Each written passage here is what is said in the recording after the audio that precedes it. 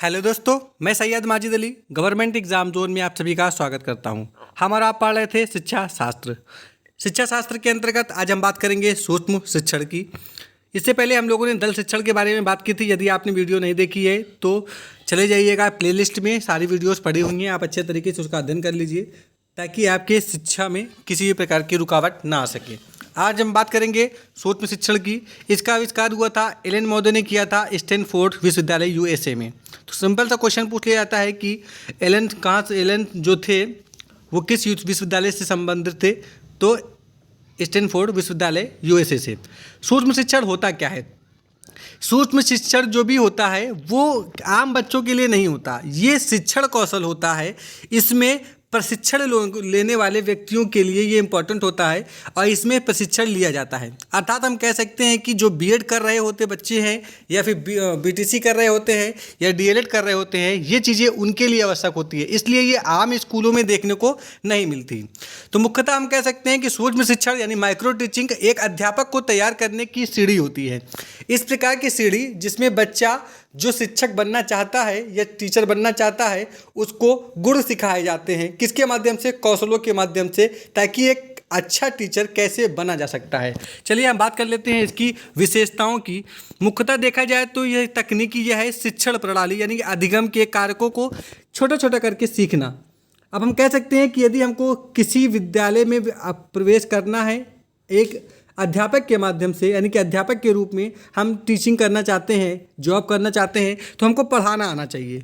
किसको पढ़ाना आना चाहिए? उस विद्यालय के छोटे छोटे बच्चों को जो वहाँ पढ़ रहे होते हैं।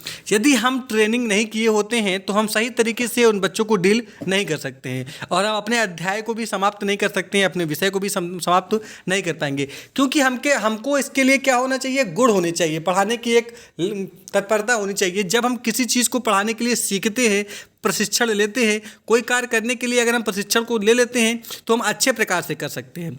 ठीक, इस तकनीकी को हम क्या कहते हैं? सूक्ष्म शिक्षण कहते हैं। किसी एजुकेशन सिस्टम में अगर किसी को सीखना है या सीखने का प्रयास करता है तो वो सूक्ष्म शिक्षण के अंतर्गत रखा जाता है और इसको सिखाने के माध्यम कौशलों के माध्यम से होते हैं।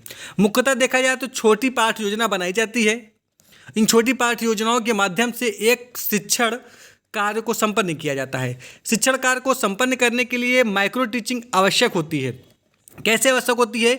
मान लीजिए कि हम कोई कार्य सीख रहे हैं। सिंपल तरीके से हम देख लें कि यदि हमको कोई काम सीखना है, जैसे मोटरसाइकिल का काम करने वाले व्यक्ति जो होते हैं, और कोई जैसे हम कह सकते हैं कि जिसे कोई भी कार्य हो जो हम कार्य करना चाहते हैं तो पहले हम उसके लिए ट्रेनिंग लेते हैं। जब हम ट्रेनिंग ले लेते हैं तो उस काम में निपुणता हासिल हो जाती है और हम कार्य करना प्रारंभ कर देते हैं।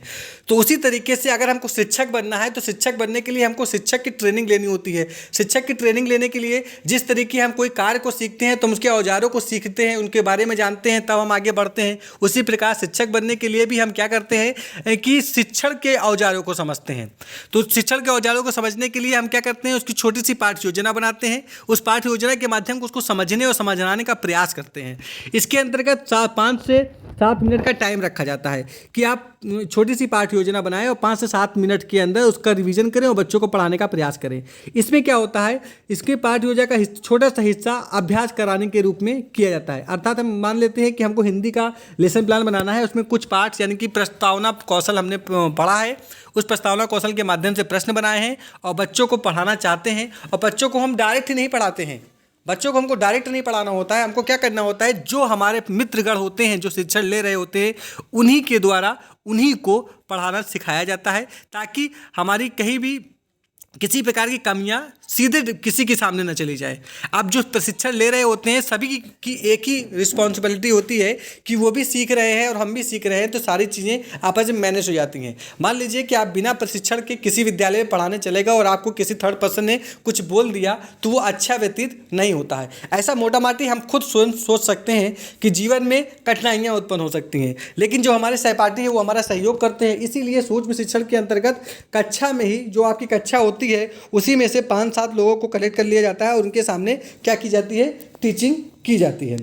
प्रतिदिन एक एक कौशल का अभ्यास किया जाता है। इसमें क्या होता है कि कौशल जो बताए जाते हैं वो कौशल मुख्यतः कितने होते हैं अब बताते हैं आपको। एलन के महोदय 14 प्रकार के कौशल बताए गए हैं, जबकि एनसीईआरटी ने कुल 7 प्रकार के शिक्षण कौशल माने हैं।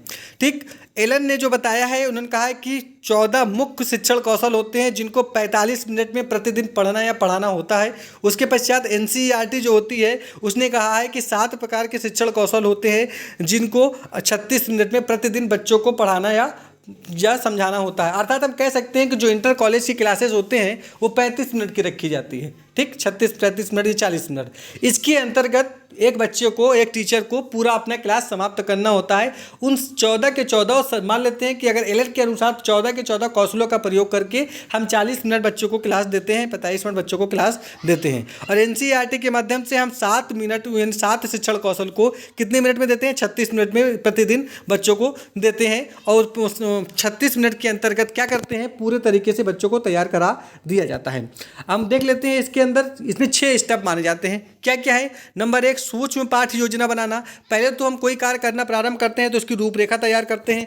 मुख्यतः देख लेते हैं कि रूपरेखा तैयार की जाती है, इसे हम लेसन प्लान के माध्यम से समझ लेते हैं। फिर सूक्ष्म शिक्षण का अभ्यास करना, उस जो भी हमने ब्लूप्रिंट बनाया है उसका बार बार अभ्यास कर लेते हैं। उस अभ्यास करने पे ताकि वो बाद में गलती ना हो, कहीं पास भी हम बिना देखे उसको पढ़ा सकें या बिना देखे वो कर सकें। उसके बाद प्रतिपुष्टि देना, यदि वो अच्छा हो जाता है तो हम उसे गिव अप देते हैं। मान लीजिए कि हमने आपसे प्रश्न पूछा और आपने सही आंसर दिया तो हमको शाबाशी देते हैं ना, फीडबैक देते हैं ना कि वेरी गुड, बहुत अच्छा, आपने सही बताया, आप और अच्छा कर सकते हैं, इस प्रकार का गिव अप देते हैं। फिर तो पुनः क्या होते हैं, एनसीईआरटी के माध्यम से दोबारा पाठ्य योजना बनेगी, यानी कि दूसरे प्रणाली की पाठ्य योजना बनेगी। फिर दोबारा शिक्षण का अभ्यास होगा, फिर उसके बाद दोबारा प्रतिपुष्टि होगी, यानी कि दोबारा से फीडबैक मिलेगा। इस प्रकार से एक व्यक्ति अपने शिक्षण कौशल के माध्यम से शिक्षण कार्य को सफल बना देता है और एक अच्छा अध्यापक तैयार हो जाता है। मुख्यतः एक बात विशेष तौर से ये देखने को मिलती है कि जो शिक्षण कौशल होते हैं, यानी कि माइक्रो टीचिंग होती है, वो शिक्षण संस्थानों में प्रशिक्षण कर रहे व्यक्तियों के लिए होती है। आम क्लासेस नहीं होती हैं कि कक्षा 6 का बच्चा है या 5 का बच्चा है, 3 का बच्चा है, उसके लिए माइक्रो टीचिंग नहीं होती है। माइक्रो टीचिंग उनके लिए होती है जो प्रशिक्षण ले रहे होते हैं, जो बीएड, बीटीसी या डीएलएड यानी कि ऐसे कार्य कर रहे होते हैं जो शिक्षा के माध्यम से जुड़े होते हैं। आशा करते हैं कि आपको ये टॉपिक समझ में आया होगा। नेक्स्ट वीडियो में नेक्स्ट टॉपिक के साथ मिलते हैं। धन्यवाद।